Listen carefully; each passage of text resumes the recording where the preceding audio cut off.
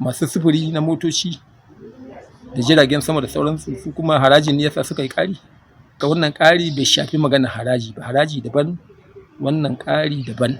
Bankuna sun yi ƙarin kuɗaɗen da suke karɓa hannun abokan hulɗar su na abin da ake kira commission charges da sauransu. Ai ba wani sabon abu ne, abu ne wanda ke tafiya da tsadar rayuwa. Idan kana sayan sabulun wanka shekara 3 da suka wuce, yau nawa kake sayan shi? Bankunan nan zaman kansu suke, kasuwanci ne suke. Bankunan nan ma'aikata suke da su. Bankunan nan kayan aiki suke saya suna aiki da su. Bankunan nan abubuwa na na'urori da kimiyya da dama da suke amfani da su.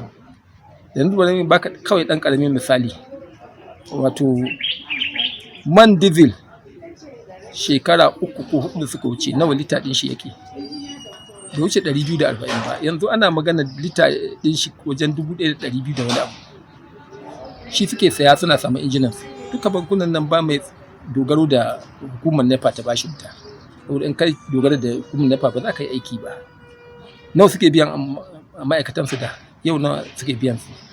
Ko masinja za ka aika daga wata unguwa zuwa unguwa inda za ka ce ka bashi 200 ya je naira 100 ya dawo akan mashin.